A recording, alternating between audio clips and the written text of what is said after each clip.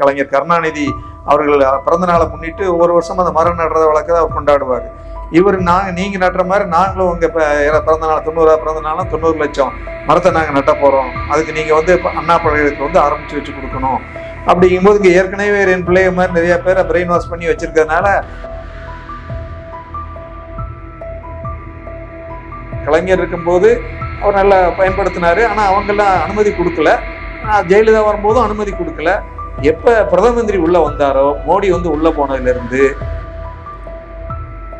அவர் இந்த சிலையை கட்டினதுல இருந்து எந்தவித எதிர்ப்பு வராம கர்நாடக அரசு கிட்டத்தட்ட 10,000 கோடி பணத்தை வாங்கினாரு.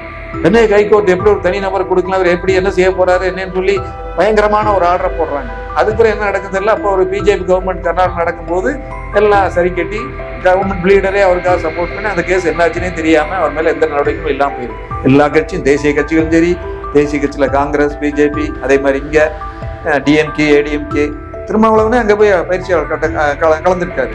அவரை வச்சு பேட்டி கொடுக்க சொல்லி அதை டிவிஐ எல்லாம் போட்டு இந்த மாதிரி சீமான் போய் கலந்துருக்காரு பயிற்சியில. அப்ப அரசியல் பின்புலம் அவருக்கு நல்ல ஸ்ட்ராங். கதவை திற காற்று வரட்டும் அப்படின்னு சொல்லி நித்யானந்தா அவர் சீரியஸ் எழுதி மக்கள்கிட்ட அதை வரவேற்பாரு. அந்த சமயத்துல ஜக்கி பார்க்காரு, நல்லா அதாவது இப்படி இதுக்கு வரவேற்பு ஆன்மீகங்கள் சொல்லி நல்லா ஏமாத்தி கொள்ளையடிக்கிறதுக்கு இதான் சிறந்த வழியா தெரியுது அப்படின்னு சொல்லிதான் அத்தனைக்கும் ஆசைப்படுன்னு விகடனை பிடிச்சு அதை எழுத ஆரம்பிக்கிறாரு. அவருக்கு ஒரு பெரிய கிராண்ட் சக்சஸ். அதுக்கு நிறைய தொடர் வாடிக்கையாளர்லாம் கிடைக்காங்க.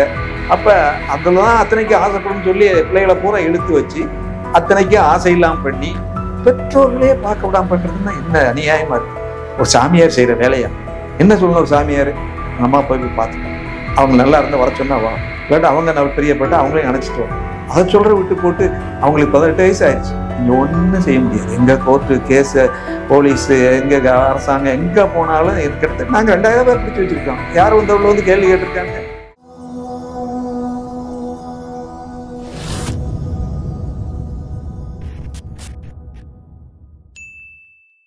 அம்பர்லா நேயர்களுக்கு வணக்கம். சென்ற பேட்டியில நம்ம ஜெகதீஷ் வாசுதேவ்ங்கிறவர் எப்படி சத்குரு அப்படின்னு மாறி எப்படி பணம் சேர்த்து மாட மாளிகை கூட கோபுரமெல்லாம் கட்டிக்கிட்டு இருந்தாரு. அங்கே என்னென்ன விவரங்கள் நடக்குது, கற்பழிப்பு இல்லாமல் அங்கே நிறைய கொள்ளை, மன அழுத்தத்தினால தற்கொலை பண்ணுறது, வெளியே போய் சாகிறது, அவருடைய மனைவியே எப்படி சாகடிக்கப்பட்டார், எதனால் பாரதின்னு உள்ளே வந்தாங்க அப்படிங்கிறதெல்லாம் பார்த்தோம். இந்த பேட்டியில் நம்ம என்ன பார்க்க போகிறோம்னா, அவர் அரசியல் தொடர்பில் எப்படி வளர்த்துட்டாரு. ஒரு ஜனாதிபதி, நாட்டின் பிரதம மந்திரியே அவர் ஆசிரமத்துக்கு வர்ற மாதிரி அவருடைய சிலை எப்படி அமைச்சது, அவரை போல இருக்கா, எப்படி இருக்கு என்னங்கிற பற்றியெல்லாம் இந்த பேட்டியில் நம்ம பார்க்க போகிறோம். அவர் முதல்ல 1992, 93 ஆசிரம் அமைக்கும் போதெல்லாம் சின்ன சின்ன கட்டணம் தான் வச்சுக்கிட்டு இருந்தார். அப்போதான் நாங்கள் ஏற்கனவே நான் சொன்ன மாதிரி அந்த தாண்டிக்கண்டி கிராமத்துக்கு அந்த ஈசாவுடைய நடுவழியில தான் போகணும். அப்படி போகும்போது சின்ன சின்ன குடிசைதான் இருந்தது. அதுக்கு பிறகுதான் மாட மாளிகை கூட கோபுரம், அந்த மில் ஓனர்கள், பாரதி உள்ள வந்த பிறகு, மனைவி இறந்த பிறகு 94 கிட்டத்தட்ட 2005 வரைக்கும் 9 ஆண்டுல ஒரு 35,000 சதுர மீட்டர்ல கட்டணம் கட்டுறாரு. அந்த சகுதியெல்லாம் அவருக்கு இவரோட அமைச்சர் நேருவோட தம்பி ராமஜெயத்தோட ஒரு தொடர்பு கிடைக்குது. அவருடைய குடும்பத்தினரெல்லாம் அந்த ஈசா யோகால கலந்துக்கிட்டதுனால கொஞ்சம் ஆரோக்கியம் இருக்குமாறு நம்மளனால ஜக்கியால நமக்கு நல்லா ஹெல்த் ஆரோக்கியமா இருக்கு, அதனால சொல்லி தொடர்பு, அவங்களோட நெருக்கமான தொடர்பு உண்டாகுது ராமஜெயத்து குடும்பத்திற்கும் ஜக்கிக்கும். அப்போ ராமஜெயம் ரியல் எஸ்டேட் பண்ணிக்கிட்டு இருக்கிறதுனால ரியல் எஸ்டேட்ல ஒரு ஜக்கி ஒரு பார்ட்னர் மாதிரியே சேர்ந்து அவரோட இணைஞ்சி செயல்படுறாரு. ஜக்கிக்கு உண்டான கட்டுமான பொருள்லாம் சில இதை கூட இலவசமாகவே ராமஜெயம் கொடுக்காரு. அவர் கணக்கு வழக்கெல்லாம் வருமானம் வர்றதுனால சில பகுதியை இவர் ஜக்கிக்கு கட்டடங்கள் கட்டுவதற்கெல்லாம் ஊக்குவிக்காரு. இந்த சமயத்தில் தான் நான் ஏற்கனவே சொன்ன மாதிரி என்னுடைய பிள்ளைகள் அண்ணா பல்கலைக்கழகத்தில் படிச்சுக்கிட்டு இருக்கும்போது அங்கே இவர் வருஷத்துலேருந்து யோகாவின் முக்கியத்துவம், உங்கள் வாழ்க்கையின் ரகசியம், உங்களுக்குள்ள ஒளிந்திருந்துக்கும் வாழ்க்கையை வெளியே கொணரணும் அப்படின்னு அண்ணாநூசில் கோச்சிங் கிளாஸ் எடுத்து அறிமுக வகுப்பு, அவேர்னஸ் கேம்ப் நடத்தி ஒரு ஃபைனல் இயர் வரும்போது அவர் நம்ம பழைய கலைஞர் முதல் மந்திரி கலைஞர் கருணாநிதி அவர்கள் பிறந்த நாளை முன்னிட்டு ஒவ்வொரு வருஷம் அந்த மரம் நடுறத வழக்கத்தை அவர் கொண்டாடுவார். இவர் நீங்க நட்டுற மாதிரி நாங்களும் உங்க பிறந்த நாள் 90 பிறந்த நாளும் 90 லட்சம் மரத்தை நாங்கள் நட்ட போறோம், அதுக்கு நீங்க அண்ணா பல்கலைக்கழகத்துக்கு ஆரம்பிச்சு வச்சு கொடுக்கணும் அப்படிங்கும்போது இங்க ஏற்கனவே என் பிள்ளைய மாதிரி நிறைய பேரை பிரெயின் வாஷ் பண்ணி வச்சிருக்கிறதுனால அவங்க எல்லாம் எல்லாரும் உங்க பேரண்ட்ஸ் எல்லாம் கூப்பிட்டு வரணும் அப்படிங்காங்க. நானும் ஏமா இங்கே ஏற்கனவே வேலை அதிகமாக இருக்குது, லீவெல்லாம் கிடைக்காதுன்னு இல்லை, வார்டன்லாம் கட்டாயம் டீன்லாம் வர சொல்லியிருக்காங்க, எங்கள் காலேஜ்லேருந்து எல்லா பேரண்ட்ஸும் வரணும், முதலமைச்சரே நமக்கு வர்றாரு, அதனால நீங்கள் கலந்துக்கிட்ட தான் நல்லா இருக்கணும், நான் மிஸ்ஸஸ் எல்லாம் போய் கலந்துக்கணும். அது ஒரு திருவிழா கூட்டம் மாதிரி அனானஸ்ல கொண்டாடுறாங்க. இதுல முதலமைச்சர் வரும்போது எல்லாரும் அதை ரெஸ்பெக்ட் பண்ணத்தான் சொல்லணும், மரியாதை கொடுக்கணும். அதை ஜக்கி நல்லா பயன்படுத்தி கலைஞர் அந்த முதலமைச்சர்கிட்ட எனக்கு எவ்வளவு வாய்ஸ் இருக்குன்னு பாருங்க, உங்க பிறந்த நாளுக்கு இவ்வளவு லட்சக்கணக்கில் மரம் நட்டுறோம், அதே மாதிரி என்னுடைய ஃபாலோவர்ஸ் இவ்வளவு இருக்காரு அப்படின்னு காட்டும்போது, நான் அதை முடிஞ்ச ஃபங்க்ஷன் முடிஞ்சோன்னு இந்த வார்டன் முதல்வர் எல்லாம் பார்த்து கேட்க, இதுக்கெல்லாம் எங்களுக்கு எங்க சார் கூப்பிடுறாங்க, நாங்கள் மாணவர்களை வச்சு பண்ணால் என்எஸ்எஸ் என்சிசி இருக்கு பண்ணிக்கிறோன்னு, நாங்கள் எதுக்கு உங்களை கூப்பிட்டாங்க, கூப்பிடவே இல்லையே. அப்போ என் பிள்ளைகள்லாம் இப்படி அவன் ஜக்கி பிரெயின் வாஷ் பண்ணதில் உங்கள் பெற்றோர்களை கட்டாயம் கூப்பிடணும் அப்படின்னு சொல்லி வர வச்சு அந்த இதில் கருணாநிதி நெருக்கமான உடனே அது வரைக்கும் அந்த ஈசா அம்பலத்தை போகிறதுக்கு முட்டத்து வயல் அந்த முள்ளங்காடுன்னு இருக்கு, அந்த முள்ளங்காடை தாண்டி போகும்போது ஒரு செக் போஸ்ட், அங்கே வனத்துறையினுடைய செக் போஸ்ட் இருக்கு, அதுக்கெல்லாம் பணம் கட்டிட்டு தான் உள்ளே போகணும். ஆனால் இவர் அந்த முதலமைச்சரோட நெருக்கமாக இருக்க நெருக்கத்தை பயன்படுத்தி ஒரு ஜீவோ வாங்குறாரு, இனிமேல் அதை பணமே கட்ட வேண்டாம், யார் வேணால் உள்ளே போகலாம். அப்போ ஒத்தையடித்தனமாக மாட்டு வாடித்தனமாக இருந்த தார் ரோடு ஆகுது, செக் போஸ்ட் எடுக்கப்படுது. அப்போ இவருடைய வருமானம் கிட்டத்தட்ட அரசாங்கத்துக்கு இவருனால எல்லா பக்கமும் உள்ள வனத்துறையில் கோயில் இருக்க பக்கம்லாம் எடுக்க வச்சுருந்தாங்க, பெரிய நஷ்டம் அரசாங்கத்துக்கு. ஆனால் அப்போ தான் இவர் அரசியல் தொடர்புனால முதலமைச்சர்கிட்டே நேர முறையிட்டு அதை வாங்குறாரு. அந்த காலகட்டத்தில் அவர் மிஸ்ஸஸ் இறக்கும் போதும் நக்கீரன் கோபால் இவர் காமராஜன் ஒரு துணை ஆசிரியர் அனுப்புறாரு. அவர் என்னதான் நடக்கு என்ன அப்படின்னு அனுப்பும்போது அவர் ஆல்மோஸ்ட் அந்த காமராஜ் ஜக்கிக்கு அடிமையாகிறது உள்ள போடணும். அவரும் உடனே சிஎம் கிட்ட கூட்டு போய் மறைஞ்ச கலைஞர் கருணாநிதிட்ட கூட்டு போய் அவர் நெருக்கத்தை உண்டாக்குறாரு. இதுக்கிடையில அந்த அவர் விஜய் மனைவி மரணமானதை எஃப்ஐஆர் க்ளோஸ் பண்ணாமல் கஷ்டப்படுறாரு. அதுக்கு கரூர்ல இருந்து ஒரு வழக்கறிஞர் அதையும் சிஎம்கிட்ட முதலமைச்சர்கிட்ட கூட்டு போய் அந்த எஃப்ஐஆரை முடிச்சு வைக்கிறதுக்கு ரொம்ப உதவி பண்றாரு. அதுக்கு பிரயோஜனமா அந்த வழக்கறிஞருடைய ஃபேமிலியே முடிச்சிருந்தாரு ஜக்கி. அந்த வழக்கறிஞருடைய மனைவியும் அங்கேயே ஈசால செட்டில் பண்ணியிருந்தாங்க, பிள்ளையும் கொண்டு அங்கேயே ஈசா செட்டில் பண்ணியிருந்தாரு. அவர் தனிமரம் சொத்தெல்லாம் எழுதி வாங்கியிருந்தார் ஜக்கி. அந்த வழக்கறிஞர் ஹெல்ப் பண்ண பாவத்துக்காக அவர் அங்கே தனிமரமாக கரூர்லேயே அங்கேயே தங்கிக்கிறாரு. இப்படி அரசியல் குளத்தில் ஆரம்பிக்கும் போது தான் நம்மெல்லாம் நான் 2016 ஆட்புழு ஹைகோர்ட்டில் போடுறேன். அப்போ தான் மக்களுக்கு ஈசா பற்றி வெளியே தெரியுது. பெற்றோர்லேயே ஆக்க விடாமல் பண்ணுறாங்களா அப்படிங்கிறது எல்லா பத்திரிகையாளர் ஊடகங்கள்லாம் அதில் வருது. பிள்ளைகளை பார்க்க விடாதனால ஈசாவை பற்றி அதான் அவருக்கு பெரிய ஒரு ரிமார்க் இதாக வருது, வெளியே வருது. அப்போ அவர் அந்த மறைக்கிறதுக்காகத்தான் அடுத்த வருஷம் மகா சிவராத்திரி கொண்டாடுறதுக்கு நேர பிரதம மந்திரியை கூப்பிட்டு வர்றார். ஆதியோகி சிலை திறப்பு விழான்னு சொல்லி. ஆனால் சிலையே பெரும் பிரச்சனையா இருக்கு, அது அவர் முகத்துலாம் இருக்குன்னு சொல்றாங்க, அவரை வணங்குறதுக்கு தான் அதை கட்டியிருக்கான்னு சொல்றாங்க. ஆனால் அவர் பிரதம மந்திரியை பார்க்கும்போது நாங்கள் இந்துக்காகத்தான் நடப்போம், இந்துக்காக நாங்கள் மதத்தை பரப்புறதுக்கு தான் இருக்கோம்னு சொல்லி அங்கே படம் போடுறாரு. ஆனால் உண்மையிலேயே அவர் ஏற்கனவே போன பேட்டியில் சொன்ன மாதிரி அந்த ஈசா யோகா மையம்கே மத சார்பற்றது, கட்சி சார்பு தான் பதிஞ்சிருக்கு. எந்த மதத்தையும் சேர்ந்துறான்னு சொல்லி அந்த என்ட்ரன்ஸ்ல ஒரு சிலுவை, ஸ்டாரு, இந்து மத 3 மதத்துடைய சிம்பிளும் அங்கே போட்டிருக்காரு. ஆனால் பிரதம மந்திரிகிட்ட போகும்போது மட்டும் நான் இந்து மதத்தை சார்ந்த இந்து மதத்துக்காக தான் சிலை வச்சிருக்கேன் அப்படின்னு சொல்லி அவரை வைக்காரு. அப்போதான் அவர் இல்லீகல் கட்டணம் 2000 ஏற்கனவே சொன்ன மாதிரி 94 2006 வரைக்கும் ஒரு 35,000 சதுர மீட்டர் கட்டணம் கட்டியிருக்காரு. 2005 2011 வரைக்கும் அடுத்து 55,000 சதுர மீட்டருக்கு கட்டணம் கட்டுறாரு. எதுக்குமே அவர் அனுமதியே வாங்கலை. கிட்டத்தட்ட அந்த 2000 பாக்காங்கிற அந்த கில்லியர் அத்தாரிட்டின்னு ஒன்று வந்துருது, மலைவாழ் பாதுகாப்பு பகுதின்னு சொல்லி. அது கிட்டத்தட்ட 10 துறையை சேர்ந்தவங்க எல்லாம், வருவாய்த்துறை, வனத்துறை, நெடுஞ்சாலைத்துறை, எல்லா இதுலேயும் தீயணைப்புத்துறை எல்லாத்தையும் அனுமதி வாங்கணும். மாவட்ட ஆட்சியாளர் நேராக போய் அதை சரி பார்த்து தான் அந்த அனுமதி கொடுக்கணும். இவர் அப்போதான் கட்டடத்துக்கு அனுமதி வாங்குறாரு. எப்போ அந்த காலகட்டத்தில் 2016 ஜெயலலிதா வந்திருந்தாங்க, முதலமைச்சர் ஆயிருந்தாங்க. 2011 வந்தவுடனே இவர் இதுவரைக்கும் பழைய கலைஞர் முதலமைச்சர் கருணாநிதி தொடர்பு வச்சிருந்தாலும் நமக்கு பாதிப்பு அதிகமாக வரும்னு சொல்லி அப்பதான் உடனே அப்ளை பண்ண அனுமதி வாங்குறதுக்கே விண்ணப்பத்தை கொடுக்காரு. அது வரைக்கும் எந்த விண்ணப்பம் இல்லாமல் தான் கட்டிக்கிட்டு இருக்காரு. அவர் பார்த்தோன்னா வனத்துறை அதிகாரிகள்லாம் அங்கே உள்ள ரேஞ்சர் வன சரகரே இது யானை வழித்தடம் மட்டும் இல்லை, யானை வாழ்ற இடமாவே இருக்கு.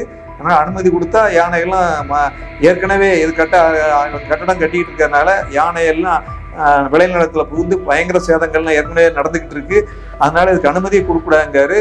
அப்போ இருக்கிற ஒரு மாவட்ட வன அதிகாரியும் ஆல்மோஸ்ட் இந்த அனுமதி தரமாட்டேன், நீங்க கட்டடத்தை கட்டாதங்க அப்படின்னு சொல்றாங்க. நகரநல இந்த அலுவலகத்துல இருந்தும் அவங்களும் இதை கட்டின கட்டடத்தை இடிங்கன்னு சொல்லி இடிக்கிற நோட்டீஸே கொடுத்துருந்தாங்க. அவர் அப்போ ஒன்றும் இல்லாமல் இருக்கும்போது நம்ம இப்போ இடிச்சே ஆகணுமேன்னு ஒரு பிரச்சனை வரும்போது தான் பிரதம மந்திரியை தேடி போறாரு. அவர் அந்த சிலையை ஆதியோ சிலையை திறந்த உடனே அதுக்கு பிறகு எந்த அதிகாரியும் உள்ளே போக மாட்டேங்கிறாங்க. அது பிறகு மாநில அரசும் அவருக்கு சப்போர்ட்டா இருக்கிறதுனால எஸ்பி வேலுமணி, எடப்பாடி எல்லாம் சேர்ந்து அவருக்குன்னே தனி ஒரு கவர்மெண்ட் ஆர்டர் ஜிஓவே போடுறாங்க. எப்படி பாஸான பசங்களை எல்லா பாடத்துலையும் ஒரு பாஸான பையில நம்ம இந்த நீட்ல கருணை மார்க்குன்னு போடுறாங்களே, அது மாதிரி போட்டு பாஸ் பண்ற மாதிரி 720க்கு 720 போட்டு பாஸ் பண்ற மாதிரி இவருக்கு எல்லா அப்ரூவலும் ஒரு ஜிஓ கட்டி முடிச்சா பிறகு நம்ம எல்லாம் ஒரு இஞ்சி உள்ள எடுத்து கட்டியிருந்தா கட்டடத்தை இடிச்சு தள்ளிடுறாங்க. அவருக்கு எந்த அனுமதியுமே இல்லாம எந்த துறையிலையும் வாங்காம கட்டி முடிச்சு அவருக்குன்னு தனி ஒரு ஜிஓவை போட்டு இந்த இதுக்கெல்லாம் ரெக்டிவேஷன் பண்ணிருந்தோம். அவர் தெரியாம எல்லாம் கட்டிட்டாரு, அதனால அவருக்கு அனுமதி கொடுத்துருதோம்னு சொல்லி அந்த அரசியல் பின்புலத்தினாலதான் மாநில அரசாங்கம் கலைஞர் இருக்கும்போது அவர் நல்லா பயன்படுத்தினாரு. ஆனா அவங்கெல்லாம் அனுமதி கொடுக்கல. ஜெயலலிதா வரும்போதும் அனுமதி கொடுக்கல.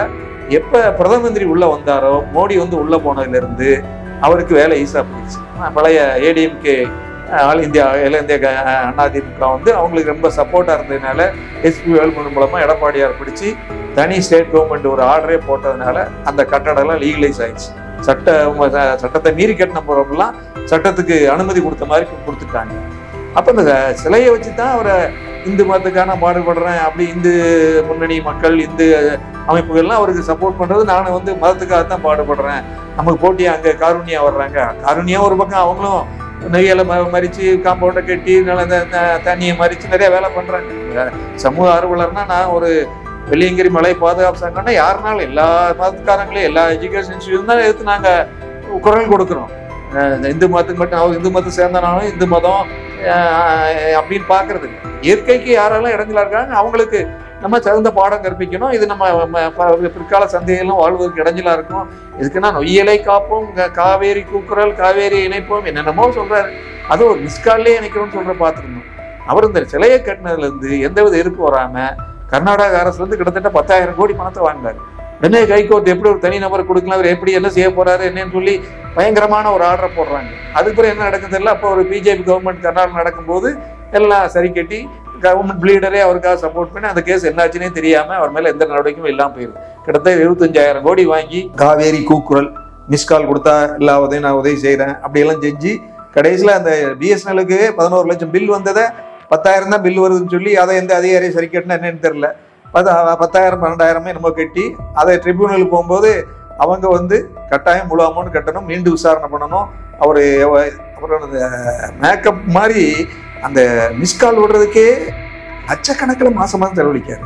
மக்கள்கிட்ட போய் எல்லாம் சேர்ந்து ஈசாவில் பார்த்தா கிட்டத்தட்ட ஒரு 500-1000 பேர் நம்ம பிள்ளைய மாதிரி மொட்டை அடிச்சு அந்த சாமியார்களே இவங்க வேலை ஈசாவை நாட்டில் தலை சிறந்து நம்ம தூக்கி பிடிக்கணும், ஈசாவுக்காக நம்மளாம் உயிரோடு உழைக்கணும்னு எப்படி சொல்லி இருக்காருன்னா நீங்கள் சந்தோஷமா இருக்கலாம். எல்லாத்தையும் அந்த அத்தனைக்கும் ஆசைப்படுன்னு சொன்ன முத சாமியார் இவ்வளவுதான். ஆசைதான் அழிவுக்காரன் முதல்ல சாமியார் சொல்லிட்டு இருந்தாங்க. அதுக்கு முன்னால இருந்த ஒரு சாமியார் முதல்ல ஆரம்பிக்காரு.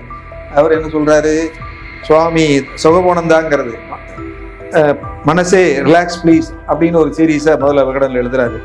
இதை அதிகமாக போயிட்டு இருந்தோன்னா குமுதம் பார்க்குறாங்க. அவங்க பார்த்து கதவை திற காற்று வரட்டும் அப்படின்னு சொல்லி நித்யானந்தா ஒரு சீரீஸ் எழுதி மக்கள்கிட்ட அது வரவேற்பார். அந்த சமயத்தில் ஜக்கி பார்க்காரு, நல்ல அதாவது இப்படி இதுக்கு வரவேற்பு ஆன்மீகங்கள் சொல்லி நல்லா ஏமாற்றி கொள்ளையடிக்கிறதுக்கு இதான் சிறந்த வழியாக தெரியுது அப்படின்னு சொல்லி தான் அத்தனைக்கும் ஆசைப்படுன்னு விகடனை பிடிச்சு அதை எழுத ஆரம்பிக்காரு. அவருக்கு ஒரு பெரிய கிராண்ட் சக்ஸஸ், அதுக்கு நிறைய தொடர் வாடிக்கையாளர்லாம் கிடைக்காங்க. அப்போ அதில் தான் அத்தனைக்கும் ஆசைப்படுன்னு சொல்லி பிள்ளைகளை பூரா இழுத்து வச்சு அத்தனைக்கும் ஆசை இல்லாமல் பண்ணி பெற்றோர்களே பார்க்க விடாமல் பண்ணுறதுன்னா என்ன அநியாயமாக இருக்குது. ஒரு சாமியார் செய்கிற வேலையா என்ன சொல்லணும்? ஒரு சாமியார் உங்கள் அம்மா அப்பா போய் பார்த்துக்கோ, அவங்க நல்லா இருந்தால் வர சொன்னா வா, இல்லாட்டா அவங்க நல்லா பிரியப்பட்டு அவங்களையும் அணைச்சிட்டு வரும். அதை சொல்கிற விட்டு போட்டு அவங்களுக்கு 18 வயசு ஆயிடுச்சு, இங்கே ஒன்றும் செய்ய முடியாது. எங்கள் கோர்ட்டு கேஸு போலீஸு எங்கள் அரசாங்கம் எங்கே போனாலும் கிட்டத்தட்ட நாங்கள் 2000 பேர் பிடிச்சி வச்சுருக்கோம். யார் உள்ள கேள்வி கேட்டிருக்காங்க, நீங்கள் தான் முத கேள்வி கேட்க. அதனால் உங்களால் ஒன்றும் செய்ய முடியாது. பிரதம மந்திரியே ஜனாதிபதியே எங்களுக்கு தொடர்பு இருக்கும்போது நீங்கள் என்னத்தை தனிநபர் ஒரு ஓய்வு பெற்ற பேராசிரியர் நீங்கள் என்னத்தை என்ன பண்ண முடியும்? இது மாதிரி கிட்டத்தட்ட 2000 கேஸ் இருக்க. யாராவது தப்பிச்சு வெளியே போயிருக்காங்க, தப்பிச்சு வெளியே போன சுபஸ்திரிக்கு என்ன ஆச்சு, கிணத்துல சாகுறாங்க. 15 வருஷம் இங்கேயே கணேசன் என்ற பௌத்த சாமியாரு ஜக்கிக்கு அடுத்தபடியா இருந்தார். ஆசிரமத்தை நிர்வாகிக்கல ஜக்கிக்கு அடுத்தபடியா இருந்தார். இப்ப அவரே எங்க இருக்குன்னு தெரியாம ஹைகோர்ட்ல போய் ஆட்கொள்வு மனு மாதிரி ஆயிடுச்சு. அப்ப இவர் இந்த சிலையை காட்டி ஆன்மீகங்கிற போர்வையில அத்தனைக்கு ஆசைப்படும் சொல்லி அவர் சிலையே கட்டி அதை மோடிட்ட போகும்போது பிரதம மந்திரிட்ட இது சிவன் சிலைன்னு சொல்லிட்டு அது ஒரு பக்கம் பார்த்தா அவர் சிலையா தான் இருக்கு. அது முழு ஒரு சிலை அங்க வந்து கட்டுறாருன்னா அவ்வளவு உயரத்துல கட்டுறாருன்னு வசூலுக்கு பண்ணிக்கிறது தான். ஏற்கனவே இருந்த தியானலிங்கம்னு அது ஒரு பக்கம். ஏற்கனவே சொன்ன மாதிரி போன பேட்டியில சொன்னேன், என் பிள்ளைகள்லாம் அண்ணா யூனிவர்சிட்டியில படிக்கும்போது அங்க பிள்ளைகிட்ட நகையெல்லாம் பிடிங்கிட்டு போய் அதை ஏதோ பிரஸ்ட பண்ணணும்னு சொல்லி அதுல கொள்ளலாம் அடிச்சாரு. அதுக்கு ஒன்னா கிளாமர் போனோடனே இப்ப ஆதியோகின்னு சொல்லி இந்த சிலையை காட்டி மர்மத்துலாம் இருக்கு. ஆனா மக்களுக்குலாம் சிவன் சிலைன்னு சொல்லி, ஆனா அவரு கொடுக்குற பேட்டி அங்க பயிற்சி கொடுக்குற யோகாவில் பூரா சாமியை திட்டம் அவருடைய வேலை. நான் தான் சாமி, மற்ற சாமிக்கெல்லாம் பாரு எத்தனை பொண்டாட்டி எத்தனை பிள்ளைங்க எப்படி பிறந்தது என்னெல்லாம் கேவலமா பேசுறது அவருடைய தொழில். வெளியே வந்து பேசுறதுன்னா ஐயோ நான் இந்து மதத்துக்காக உயிரை விடுறேன், இந்து கோயில்களை நான் எடுத்து நடத்த போறேன், அறநிலையத்துறை சரியா நடத்தல, எல்லா கோயிலும் ஏண்ட கொடுத்துருக்கேன்னு ஒரு கோயிலே கொள்ளையடிச்சு எப்படி இந்த சிவராத்திரி ரிக்கா டான்ஸ் போனா 7 லட்சம், டூரா போனா 2 லட்சம், 1 லட்சம், 50,000 அப்படின்னு சொல்லி வசூல்ல இறங்குறதுக்காகத்தான் அந்த கோயிலை சிலையை பயன்படுத்துறாரு ஒழிய அது சிவன் சிலையே கிடையாது. ஆன்மீகம் தெரிஞ்சவங்க ஈஸியா பார்ப்பாங்க, இப்படி ஒரு சிலையை சிவனுக்காக யாரும் செஞ்சா ஒத்துக்கிட மாட்டாங்க. இவர் கேளிக்கை மக்களை இழுக்கணுங்கிறதுக்காக அப்படி ஒரு சிலையை கட்டி இழுத்துக்கிட்டு இருக்காரு. அடுத்து பார்த்தா அந்த போதையில் அங்க திருக்கிறதுக்கு செக்கிக்கும் போதைக்கும் என்ன தொடர்புன்னா, இவரே முதல்ல முருகன் தேட்டில் போதை தொழிலாம் பண்ணிட்டு இருந்தாரு, அங்கேயே ஒரு எஃப்ஐஆர் ஃபைல் பண்ணிருக்குன்னு சொல்லியிருக்காங்க. இப்போ வெளிநாட்டுக்காரங்களாம் பார்த்தா மதிமயங்கி அந்த மகா சிவராத்திரி அன்னைக்கெல்லாம் எப்படி இவர் விடி ஆடுற மாதிரி ஒரு 65 கிழவர் விடிய ஆடி நடிகையோட ஆட்டம் போடுவார். ரெக்கார்ட் டான்ஸ் இதுக்கு என்ன வித்தியாசம்? அப்ப அங்க போதை தலைவிரிச்சு ஆடும். அதுக்கு பின்னால தானிக்கண்டிங்கிற நல்லா மலங்காடு, அங்கெல்லாம் நம்மளாம் போய் பார்த்தது இல்லை. அங்கெல்லாம் கஞ்சா பயிர் இருக்கா என்னன்னு தெரியல. கஞ்சா புழக்கத்துல கோயம்புத்தூர்லயே ஈசா தான் பிரதானமான இடமா வழங்குது. ஆனா எந்த ஒரு காவல்துறை அதிகாரி அங்க போய் பார்க்கறதே இல்லை, பார்க்க போக முடியாது. அவர் என்ன பிரதம மந்திரியும் ஜனாதிபதியும் வந்துட்டு போகும்போது யாரு போய் அங்க சரி பார்க்க முடியும்? அப்ப ஜக்கிக்கு ஆரம்பத்திலிருந்தே எப்படி முருகன் தேட்டில கஞ்சா தொழில் ஆரம்பிச்சாரோ அதை இன்னைக்கு வெளிநாட்டுக்காரங்கெல்லாம் வச்சு கஞ்சா தொழில மகா சிவராத்திரிக்கு உச்சகட்டத்துல இருக்கு. கஞ்சா போட்டு யாரும் வெளியே ஆட்டம் பாட்டமா தான் இருக்கு. இப்ப கஞ்சாவுக்கு அதுக்கும் தொடர்பு. அவர் சிலையை அமைச்சுக்கிறாரு. எல்லா அரசியல்வாதிட்டு ஒரு கட்சியும் கிடையாது. டிஎம்கேன்னு சொன்னா ராமஜெயம் மூலமா அந்த மாதிரி டிஎம்கே தொடர்பு, பழைய கலைஞர் கருணாநிதிக்கு நேரடி தொடர்பு. நம்ம அமைச்சர் பிடி பழனிவேல்ராஜன் ஆரம்பிச்சாரு, அவரெல்லாம் சாமியார் மனசுனே கிடையாதுன்னு சொல்லி ஆரம்பிச்சார். உடனே டிஎம்கேல அவர் அப்படி அமைக்கிட்டாங்க. அது பிறகு அவர் அதை பேட்டியே கொடுக்காங்க. சமீபத்தில் நடந்த சட்டசபையில கூட மதிப்புக்குரிய அமைச்சர் வந்து கேட்கிறாரு, இன்னும் வனத்துறை அமைச்சரை பார்த்து, துறைமுறை அமைச்சர் வந்து வனத்துறை அமைச்சர்கிட்ட கேட்காரு, கட்டணமா கட்டிக்கிட்டு இருக்கா, நீங்களும் அனுமதி கொடுக்கலையா, கொடுத்துருக்கீங்களா? இல்லை இப்பதான் பார்த்துக்கிட்டு இருக்கோம், இப்போ நீங்க பதவியேற்று 5 வருஷமா இது வரைக்கும் ஒண்ணுமே சரி பார்க்கலையா, இதுக்கு நடவடிக்கை எடுக்கலையா? இல்லை நான் நடவடிக்கை எடுத்துக்கிட்டு தான் இருக்கோம், நீ பார்க்கவே இல்லை, நீ என்ன நடந்தது என்னங்கிறத நாங்க பார்க்க போறோம், நீ தான் பார்க்க போறாங்களான்னு அந்த அளவுக்கு அவர் தொடர்பு டிஎம்கேல. இங்க எடுத்தா கேட்கவே வேண்டாம், வேலுமணி அங்கதான் உனக்கு உதவி முதலமைச்சர் வாங்கி தரேன், பிரச்சனை ஆச்சுன்னா முதலமைச்சரை ஆக்குறேன்னு சொல்லி இவருடைய பணத்தை அங்க போட, அவர் பணத்தை எங்க கொடுக்க, அரசியல்ல பணத்தை செலவழிக்கிறதெல்லாம் ஜக்கி தான் அரசியல் ஏஜென்ட் மாதிரி செயல்படுறாரு. அதே மாதிரி கர்நாடகா எலெக்ஷனுக்கெல்லாம் இவர் தான் பணத்தை பூரா பட்டுவிடா பண்ற ஏஜென்டே நம்ம ஜக்கி தான். இது ஒன்று இருக்கு. சமயத்தில் நடந்த கர்நாடகா எலெக்ஷனுக்கெல்லாம் பணப்பட்டுவிடாங்கிறது தான் ஈசா மையத்திலிருந்து ஜக்கி மூலமா தான் எல்லாம் நடந்தது. அப்ப பிஜேபி ஒரு கையில, டிஎம்கே ஏடிஎம்கே ஒரு கையில, காங்கிரஸ் எடுத்துக்கிட்டா அவரு பழைய பாண்டிச்சேரி முதலமைச்சர், அவர் இவருக்கு வந்து நாராயணசாமி வந்து ரொம்ப க்ளோஸ்.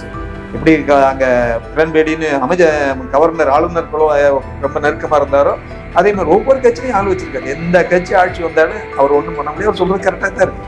எல்லா கட்சியும், தேசிய கட்சிகளும் சரி, தேசிய கட்சியில காங்கிரஸ், பிஜேபி, அதே மாதிரி இங்க டிஎம்கே ஏடிஎம்கே, திருமாவளவனே அங்க போய் பயிற்சியாளர் கலந்துருக்காரு. அவரை வச்சு பேட்டி கொடுக்க சொல்லி அதை டிவி எல்லாம் போட்டு இந்த மாதிரி சீமான் போய் கலந்துருக்காரு பயிற்சியில. அப்ப அரசியல் பின்புலம் அவருக்கு நல்ல ஸ்ட்ராங். எந்த கட்சி வந்தாலும் நமக்கு ஆள் இருக்கா, நம்ம என்ன தப்பு தவறு பண்ணா நம்ம கேட்கறதுக்கு நாடி, யார் பிள்ளையை பிடிச்சிட்டு வந்தாலும் சரி, நமக்கு சட்டம் சாதகமா இருக்கு. 18 வயசு ஆயிடுச்சு, யாரும் ஒன்றும் பண்ண முடியாது. பேரண்ட்ஸ் வந்து பிரிச்சு ஒண்ணு உள்ள வந்துட்டா நீ பேரண்ட்ஸை பேசக்கூடாது, அவங்க யாரும் நல்லதுக்கு போகக்கூடாது, உங்க தாத்தா பாட்டி இறந்தாலும் ஈசாவுடைய அனுமதி கிடையாது, யாரும் போகக்கூடாது. போனா சிவசரிக்கு என்ன நடந்ததோ, ரமணாவுக்குள்ள என்ன நடந்ததோ அந்த மாதிரிதான் நடக்கும். அப்படின்னு மிரட்ட அந்த பிள்ளை என்ன செய்யும் பார்த்தா அழகுதான் செய்து, நீங்க வராதங்க, உங்க உயிருக்கு உத்தரவாதம் கிடையாது, தயவு செய்து வராதங்கன்னு சொல்றாங்க. ஈசாவோட அதனால பொதுமக்கள் விழிப்போட இருக்கும். ஆன்மீகங்கிற போர்வையில சாமியார் என்னென்னவோ திருட்டுத்தனம் முளமாரித்தனம்லாம் பண்றாங்க. நமக்கு ஸ்ட்ரெஸ் ஸ்ட்ரெயின், நமக்கு மன அழுத்தம் இருக்குங்கிறதுக்காக மாதிரி மோசமான சாமியார்ட்ட போய் மாட்டினா கடைசியில் உயிரோட நிலைமை தான் வருதுங்கிறத இந்த பேட்டியில் நம்ம தெரிஞ்சுக்கிட்டோம். அடுத்த பேட்டியில் என்னுடைய 2 பிள்ளைகள், என்னோட வாரிசான 2 பிள்ளைகள் எப்படி போய் ஈசாவில் மாட்டிக்கிடுச்சு, அவன் எப்படி மொட்டையடிச்சு சாமியார் ஆக்குறான், மொட்டையடிச்சு கிட்டத்தட்ட 2000 பேர் அப்படி அங்கே ஏன் சாமியாராக வேலை, சம்பளம் இல்லாத, ஊழியம் இல்லாத, அரை சாப்பாடு போட்டு என்ன இப்படி பண்ணுறாங்கிற வரமா நம்ம அடுத்த பேட்டியில் பார்ப்போம். இது மாதிரி எத்தனை பிள்ளை இருக்குது, யாராவது தப்பிச்சு வர முடியுதா, அவங்க சட்ட சிக்கல் என்ன இருக்குது என்னங்கிறதெல்லாம் நம்ம அடுத்த பேட்டியில் பார்ப்போம்.